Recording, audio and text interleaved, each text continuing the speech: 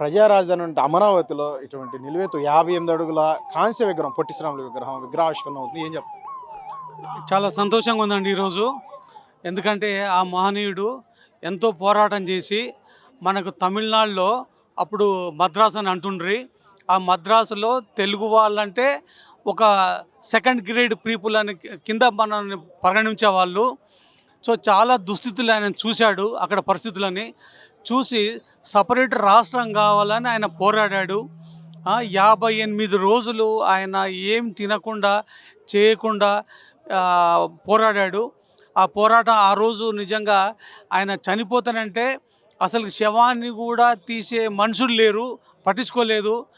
అలాంటి పరిస్థితులలో మన తెలుగు గాయకుడైనటువంటి ఘంటసాల గారు ఏంటి ఈ దుస్థితి, మన రాష్ట్రం తీసుకొచ్చిన రాష్ట్రానికి పోరాడుతున్నటువంటి మానవుడు చనిపోతే కూడా తీసే దిక్కు లేదా అని ఒక పాట పాడితే అప్పుడు మన తెలుగు వాళ్ళంతా ముందు స్టూడెంట్స్ కదిలారని మనకు తెలుస్తుంది. ఆ స్టూడెంట్స్ కదలికతోటి అందరు యావత్తు తెలుగు ప్రజలు మద్రాసులో లేచి సో అప్పుడు వారికి అంత్యక్రియలు జరిపి సో ఏమైంది, ఇవాళ తెలుగు రాష్ట్రం వచ్చినందుకు మనం చాలా సంతోషంగా ఉన్నాం. ఎందుకంటే చిన్న రాష్ట్రాలు ఈజీ టు రూల్ అనే చిన్న కాన్సెప్ట్ గవర్నమెంట్ లూజ్ అవుతుంది. ఇవాళ తెలంగాణ కూడా ఇవ్వడానికి చాలా ఇబ్బంది పడ్డది ప్రభుత్వం అప్పట్లో. సో ఇప్పుడు ఈ ప్రభుత్వం రావడానికి ఇంత మంచి చూడండి, ఇప్పుడు రాజధాని చూస్తుంటే కళ్ళు చెమరు చూస్తున్నాయి, ఆనంద బాష్పాలు రాలుతున్నాయి. ఇది ఒక ప్రపంచంలోనే ఒక పెద్ద నగరంగా తయారు కాబోతుంది. కారణం ఎవరు? ఈ మహానుభావుడే. సో ఈ మహానుభావునికి నా వంతుగా నేను ఘన నివాళిని అర్పిస్తున్నాను. Thank you. అమరావతి రాజధానిలో 58 అడుగుల పొట్టి శ్రీరాములు విగ్రహం ఏర్పాటు సంబంధించి విగ్రహావిష్కరణ జరుగుతుంది. ఏమంటారు? చాలా హ్యాపీగా ఉందండి, చాలా హ్యాపీగా ఉంది. ఇంత దూరం కూడా మేము వచ్చాం. యాక్చువల్గా విజయవాడ భవానీపురంలో ఉంటాం మేము. ఇంత మంచి ఈవెంట్కి రావడం కూడా నాకు చాలా సంతోషంగా ఉంది. చాలా ఫాస్ట్గా కూడా జరిగింది. 58 అడుగుల విగ్రహం చాలా ఫాస్ట్గా అవ్వడం కూడా చాలా ప్రత్యేకం అండి. అది చూద్దామనే ఇవాళ అంత దూరం నుంచి కూడా వచ్చాం మేము. ప్రత్యేక రాష్ట్రం కోసం కూడా తన ప్రాణాలు సైతం కూడా అర్పించారు. అటువంటి వ్యక్తిని స్ఫూర్తిదాయకం ఉండేందుకు కూడా తక్కువ టైంలో కూడా ఈ యొక్క విగ్రహం రాజధానిలో ఏర్పాటు చేయడం ఎట్లా? సూపర్ అండి. అదైతే అసలు మేము ఎప్పుడు ఊహించలేదు. ఇదంతా కేవలం చంద్రబాబు నాయుడు గారి వల్లనే సాధ్యమవుతుంది. ఇలాంటివన్నీ కూడా, ఇలాంటి పనులు ఏదైనా కానీ ఫాస్ట్గా జరగడం అనేది కేవలం టీడీపీ ప్రభుత్వంలోనే జరుగుతుంది. దానంతా కూడా చూసాము. ప్రాజెక్ట్స్ కానీ చాలా ఫాస్ట్గా జరగడం కానీ, ఇలా రోడ్స్ కూడా చాలా బాగా జరుగుతున్నాయండి. కన్స్ట్రక్షన్ అనేది ఇలాంటివి కనుక జరుగుతుంటే రేపట్లో యూత్కి చాలా యూజ్ అవుతుందండి. ఉద్యోగ అవకాశాలు కూడా ఉంటాయి.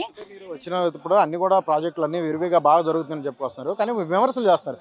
ఎక్కడ ఏ ప్రాజెక్టు ఎక్కడ ఏం జరగట్లేదు అని అంటూ. అలాగే గతంలో కూడా శ్మశానంతో పోల్చడం కావచ్చు అమరావతి రాజధానిని. అలాగే వర్షాలు పడితే చాలు ఎక్కడ చూసిన నీళ్లు ఉంటాయి, చేపలు పెంచుకోవచ్చు అనడం కావచ్చు. ఇలా విమర్శలు చాలా వస్తున్నాయి. వాటి విమర్శల నేపథ్యం ఏమంటారు? విమర్శలు చేసిన వాళ్ళు ఒక్కసారి లోపలికి వచ్చి చూస్తే బాగుంటుంది అంటాను. అసలు ఎక్కడా కానీ అలాంటివి అయితే లేవండి. చాలా బాగా జరుగుతున్నాయి. ఎవరైతే విమర్శిస్తున్నారో వాళ్ళు ఒక్కసారి వచ్చి చూస్తే వాళ్ళకే తెలుస్తుంది. అంత బాగా జరుగుతున్నాయి ఇక్కడ, అన్నీ కూడా ఫాస్ట్గా జరుగుతున్నాయి.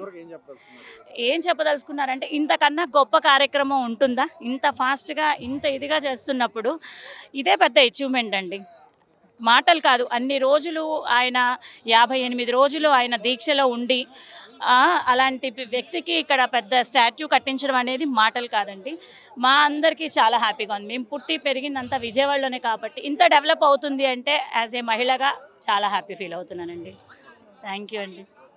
ఈరోజు మహత్తరమైనటువంటి ఘట్టం శ్రీ పొట్టి శ్రీరాములు గారి 125వ జయంతి సందర్భంగా 58 అడుగుల నిలువెత్తు విగ్రహాన్ని ఈరోజు ఆవిష్కరించుకునేటువంటి మహాఘట్టానికి ఈరోజు రావడం, చంద్రబాబు నాయుడు గారు, మన సీఎం గారు, డిప్యూటీ సీఎం గారు పవన్ కళ్యాణ్ గారు ఈ యొక్క కార్యక్రమానికి, బహుత్తర కార్యక్రమానికి శ్రీకారం చుట్టిన దానిలో మేము పాల్పంచుకోవడం అనేది మా అదృష్టంగా భావిస్తున్నాము.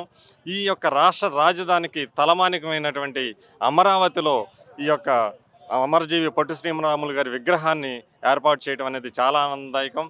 రాష్ట్ర ప్రజలందరూ గర్వపడేలాగా ఈ కూటమి ప్రభుత్వం వచ్చే 10-15 ఏళ్లలో ఈ యొక్క రాజధానిని రాష్ట్రం అంతటా అభివృద్ధి కార్యక్రమాలు చేసి రాష్ట్రాన్ని అభివృద్ధి పదంలో నడుపుతుందనేటువంటి విధానంలో ఏ విధమైనటువంటి సందేహం లేదని తెలియజేసుకుంటున్నాము.